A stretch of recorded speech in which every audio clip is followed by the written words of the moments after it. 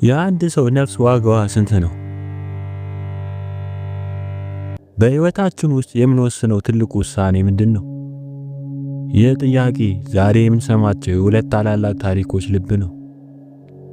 በአንድ በኩል ስልጣን፣ ክብር፣ ሹመትና መንግስት ሁሉ በእግሩ ስር ተዘርግቶለት፣ ነገር ግን ይህን ሁሉ ንቆ ለክርስቶስ ሲል በፈቃዱ ሞትን የመረጠ ታላቅ የጦር አለቃ እናያለን። በሌላ በኩል ደግሞ በአንድ አፍታ የፍትወት ስሜት ታውሮ መድኃኒቱን ክርስቶስ በገዛ እጁ ጽፎ የካደና ነፍሱን ለሰይጣን አሳልፎ የሸጠ አንድ ተራ ወጣት እንመለከታለን። አንደኛው ከክብር ወደ ሰማዕትነት፣ ሌላኛው ከክደት ወዴት? አንደኛው ታሪክ የሰማዕትነትን ክብር፣ የጽናት ዋጋ ያሳየናል። ሁለተኛው ታሪክ ከእንዲህ አይነቱ ጥልቀት የክህደት ገደል ውስጥ ተመልሶ መውጣት ይቻል እንደሆነ ይጠይቃል። ነፍሱን ለሰይጣን በውል የሸጠ ሰው ምሕረት ሊያገኙ ይችላልን?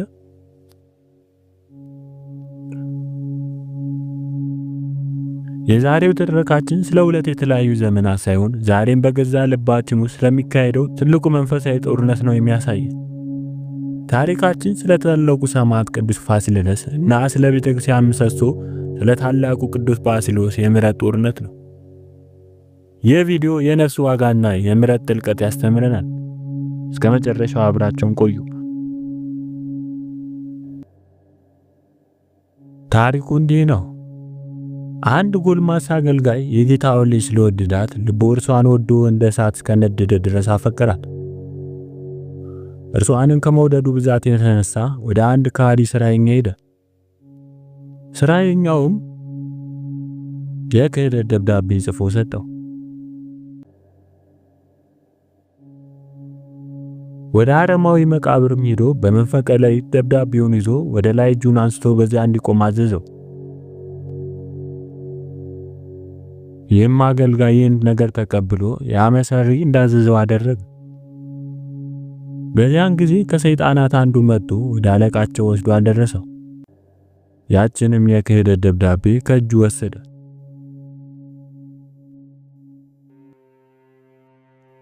እንዲህም ብሎ ጠየቀው፣ ንጉሥን ክርስቶስን ትክደዋለህን? ፈቃድን ከፈጸምኩልህ በኋላ ወደ እርሱ አትመለስምን? ይህም ጎስቋላ ባሪያ አዎን ጌታዬ፣ ያዘዝከኝ ሁሉ አደርጋለሁ። ዲያብሎስም ይህን ልታደርግ በእጅ ደብዳቤ ጻፍልኝ። እርሱም በከበረ ደሙ የዋጀውን የክብር ባለቤት ክርስቶስን ክዶ በደብዳቤ ውስጥ የክህደት ቃሉን ጻፈ።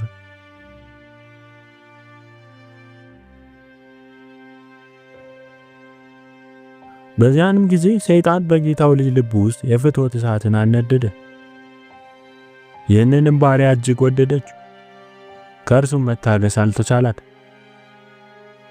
ወደ አባቷ በመጮህም በግልጥ ከገሊላ ባሪያ ጋር ካላጋበኝ አለዚያ ራሴን ገደላለሁ ትለዋለች እንጂ መታገስ አልተቻላት።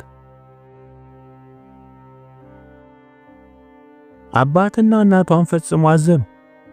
በምን ሊያስታግሷት አልተቻላቸው። የዚያም አገልጋይ ፍቅሩ በየዕለቱ በልቧ ይጨመር ነበር እንጂ። ስለዚህም ራሷ እንዳትገድል አባቷ ፈራ። ለዚያም ባሪያ ሰጠው። እርሱም የጌታው ልጅ ተቀብሎ ወደ ቤቱ አስገባት። ከእርሷ ጋር ያለውን ፍላጎቱን ፈጸመ።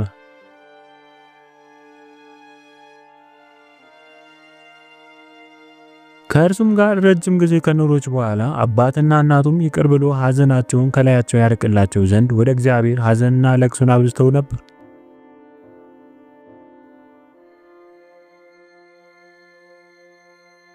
ከዚህ በኋላ ክብር ይግባውና ጌታችን ክርስቶስ ጩኸታቸውን ሰማ። ልመናቸውም ተቀብሎ ይህ የወደደችውን አገልጋይ ጎልማሳ ክርስቲያን እንዳልሆነ አስገነዘባት።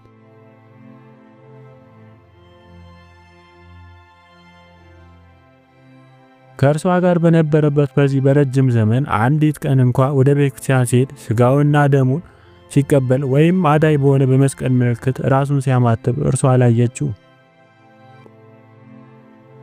ስለ እምነቱም ጠየቀችው፣ ግን አልተገለጠላት። እርሷም እንዲህ አለችው፣ አንተ ክርስቲያን ከሆንክ ና በአንድነት ወደ ቤተክርስቲያን እንሂድና በፊት የቅዱስ ቁርባንን ተቀበል።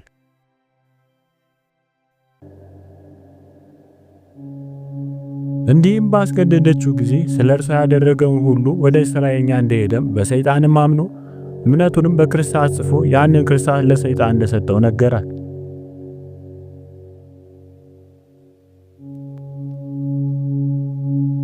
ይህንንም ነገር ከእርሱ በሰማች ጊዜ ደነገጠች፣ መሪር ለቅሶንም አለቀሰች። ራሷንም በማወዛወዝ እጅግ ተጸጽታ አዘነች። ያን ጊዜም ፈጥና ተነሳች። ወደ ቤተክርስቲያን ምሰሶ ወደ ሆነው ወደ አገሯ ሊቀ ጳጳሳት ወደ ቅዱስ ባስልዮስ ሄደች። ከእግሩ በታችም ወድቃ ሰገደችለት። በላዩ የደረሰው ሁሉ አስረዳችው።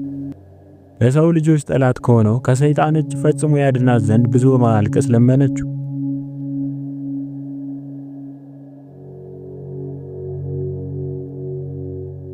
ቅዱስ ባስልዮስም ባሏ የሆነውን ባሪያ ወደ እርሱ ልኮ አስመጣውና ጠየቀው። እርሱም የሰራውን ሁሉ አስረዳው። ቅዱስ ባስልዮስም ተመልሰ ክርስቲያን ልትሆን ከሰይጣን እጅ ልትድን ትወዳለህን? ያም ባሪያ ጌታዬ ይሆንልኛልን? ይህም ቅዱስ አባትም የፈጣሪ ስም እየጠራ ልብህን አጽና፣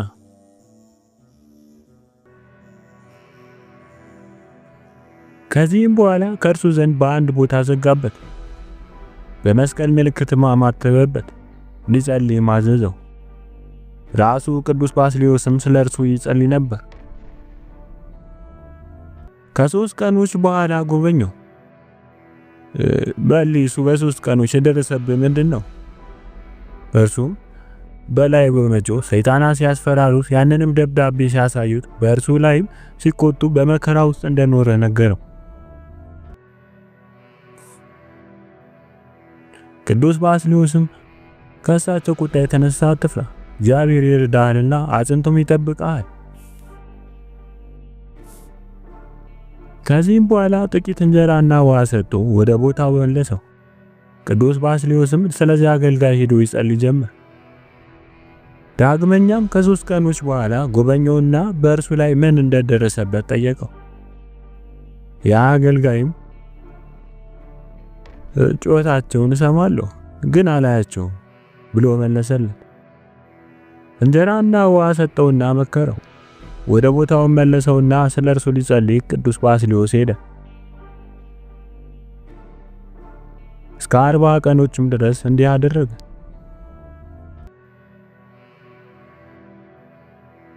በ40ው ቀን ፍጻሜ ከእርሱ ስለሆነው ጠየቀው። ያ አገልጋይም እንዲህ አለ፣ ቅዱስ አባቴ ሆይ ስለኔ ሰይጣን ስትጣላውና ድል አድርገህ ጥለህ ስትረግጠው በዛሬዋ ሌሊት አየሁ። ቅዱስ ባስልዮስም ይህን ነገር ከእርሱ በሰማ ጊዜ እጅግ ደስ አለው። የገዳማቱን መነኮሳትና ካህናቱን ጠርቶ ስለዚያ ሰው ያችን ሌሊት መላዋ እንዲጸልዩባት አዘዛቸው። በነጋ ጊዜም ያንን አገልጋይ ወደ ቤተክርስቲያን እንዲያመጡት የዚያችንም አገር ሕዝብን ሁሉ ሰብስቦ እጆቻቸው ወደ ሰማይ አንስተው አቤቱ ክርስቶስ ሆይ ማረን፣ ይቅር በለን እያሉ ወደ እግዚአብሔር ፈጽሞ እንዲማልዱ አዘዛቸው። እንዳዘዛቸውም አደረጉ።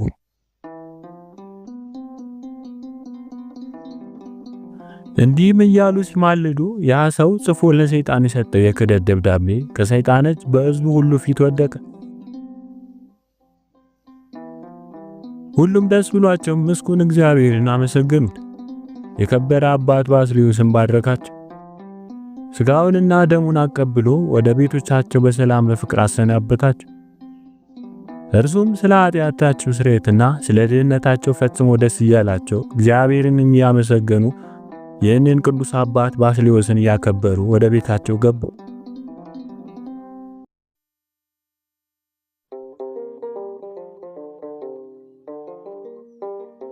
ለአንጾኪያ ነገሥታት አባታቸውና መካሪያቸው የሆነ ቅዱስ ፋሲለደስ።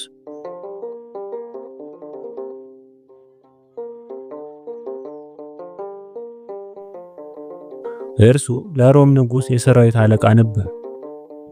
መንግስቱም ሁለመናዋ በእርሱ ምክር የጸናች ነው። ብዙዎችም ወንዶችና ሴቶች የቤት ሁሉ አገልጋዮች አሉት።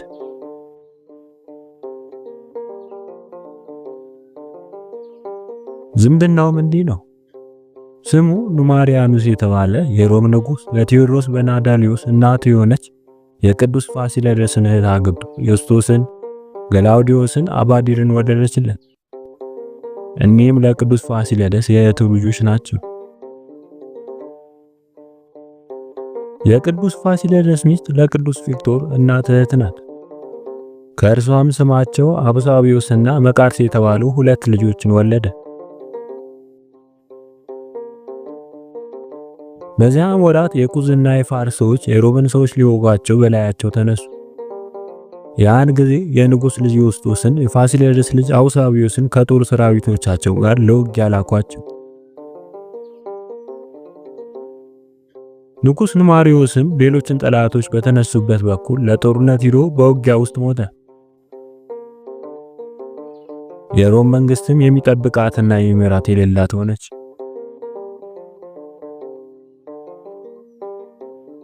እንዲህም ሆነ በዛ ወራት ስለ ጦርነት ለመደራጀት የሮም ሰዎች ከሀገር ሁሉ አርበኞች የሆኑ ሰዎችን ሰበሰቡ።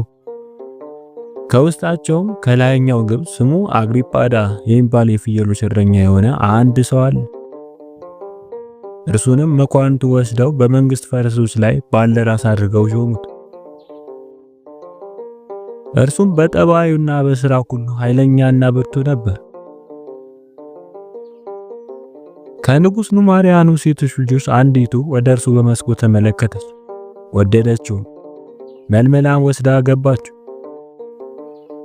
ስሙንም ዲዮቅልጥያኖስ ብላ ሰይማ ነገሰችው። ከጥቂት ቀኖችም በኋላ ሰማይና ምድርን የፈጠረ እግዚአብሔርን ትቶ ጣዖታትን አመለከ። ቅዱስ ፋሲለደስም ይህን ሲሰማ እጅግ አዘነ፣ የመንግስትንም አገልግሎት ተወ።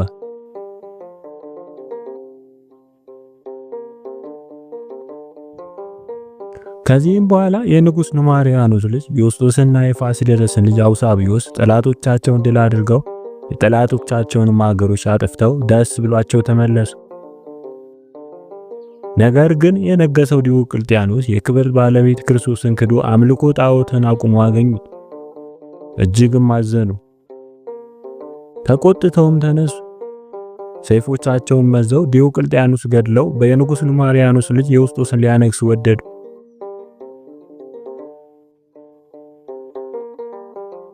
ከዚህም በኋላ ቅዱስ ፋሲለደስ ዘመዶቹን፣ ሰራዊቱን፣ አገልጋዮችን ሁሉ ሰበሰባቸው። በክብር ባለቤት በክርስቶስም ደሙን ሊያፈስ እንደፈለገ አስረዳቸው።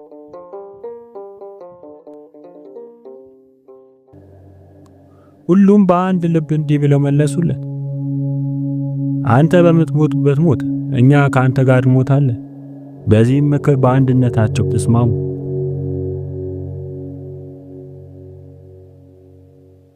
ከዚህም በኋላ በንጉስ ዲዮቅልጥያኖስ ፊት ቆመው ክብር ይግባውና በጌታችን ኢየሱስ ክርስቶስ ታመኑ። ከእርሳቸውም ግርማ የተነሳ ንጉሱ ታላቅ ፍርሃትን ፈራ፣ እነርሱ የመንግስት ልጆች ናቸውና።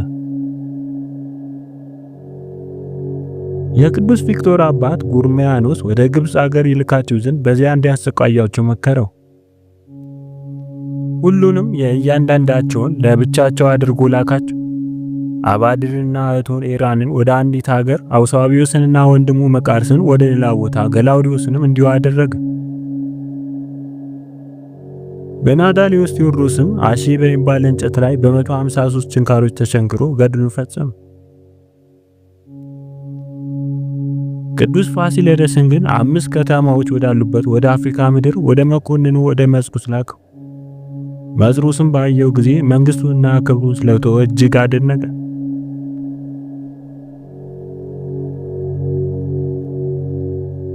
ክብር ይግባውና ጌታችንም ክርስቶስ መልአኩን ልኮ በመንፈስ ቅዱስ ወደ ሰማይ አውጥቶ በብርሃን ያጌጠ መንፈሳዊ ማደሪያን አሳየ። ነፍሱም እጅግ ደስ አላት። ከዚህም በኋላ ወደ ነበረበት መለሰው። ባሮቹን ግን ነፃ ያወጣቸዋል። የቀሩትም ከእርሱ ጋር የሰማዕትነት አክሊል የተቀበሉ 7033 የሚሆኑ አሉ።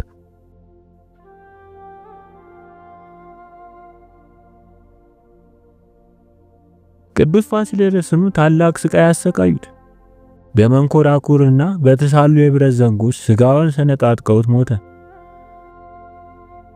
ክብር ይግባውና ጌታችን ኢየሱስ ክርስቶስም ያለ ጥፋት ከሞት አድኖ አስነሳው።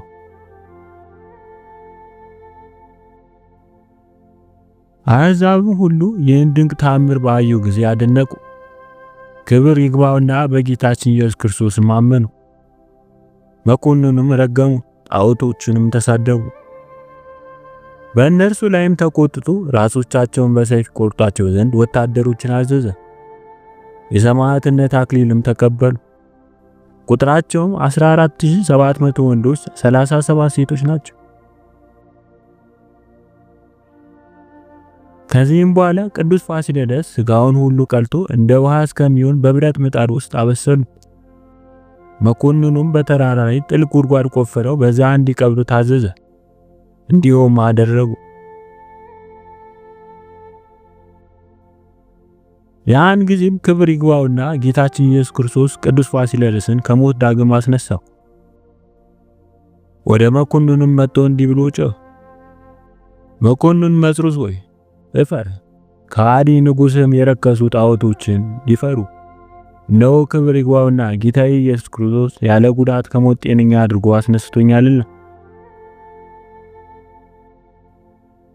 ሕዝቡም ይህን ተአምር ባዩ ጊዜ ክብር ይግባውና በጌታችን ኢየሱስ ክርስቶስ አምነው በሰማዕትነት ሞቱ። ቁጥራቸውም 2300 ሆነ።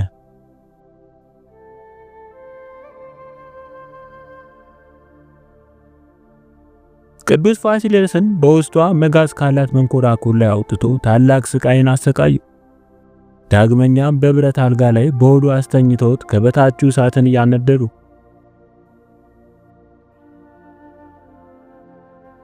ያን ጊዜም ክብር ይግባውና ጌታችን ኢየሱስ ክርስቶስ ተገለጠለት። ከዚያ ስቃይም ውስጥ አንስቶ ያለ ጉዳት ጤነኛ አደረገው። እንዲህም ብሎ ቃል ኪዳን ሰጠው። ፋሲለደስ ሆይ እወቅ፣ መታሰቢያን ለሚያደርግ ሁሉ ወይም ለድሆች በስምህ ምጽዋትን ለሚሰጥ ወይም ለተራቆቱት ልብስን ወይም በመታሰቢያ ቀን ለቤተ ክርስቲያን መባ ለሚሰጥ በብዙም ቢሆን በጥቂት መታሰቢያን ለሚያደርጉ ሁሉ እኔ በደላቸውን ሁሉ ተውላቸዋለሁ፣ መኖሪያቸውንም በመንግሥተ ሰማያት ካንተ ጋር አደርጋለሁ። ጌታችንም ይህን ካለው በኋላ በታላቅ ክብር ወደ ሰማያት አረገ። ቅዱስ ፋሲለደስም በፍጹም ደስታ ደስ ተሰኘ።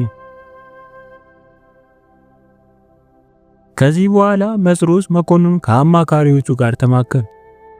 እንዲህም አላቸው፣ ስሙ፣ ፋሲለደስ ስለሚባል ስለዚህ ሰው ምን ላድርግ? እርሱ ያላሰቃዩበት የስቃይ መሳሪያ ምንም የቀረ የለም፣ ከሐሳቡም አልተመለሰም።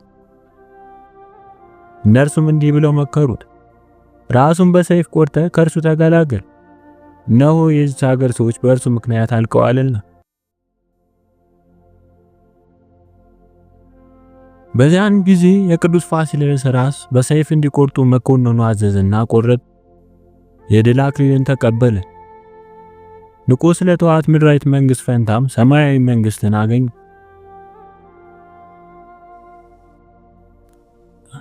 ከስጋውም ድንቆች የሆኑ ታላላቅ ታምራት ተገለጡ። ከእርሱም ጋር ሰማዕት ሆነው የሞቱ ሁሉም ቁጥራቸው 23793 ሆነ። ለእግዚአብሔር ምስጋና ይሁን። እኛንም በቅዱስ ፋሲለደስ በሰማዕታት ሁሉ ጸሎት ይማር፣ በረከታቸውም ከኛ ጋር ትሁን ለዘላለሙ አሜን።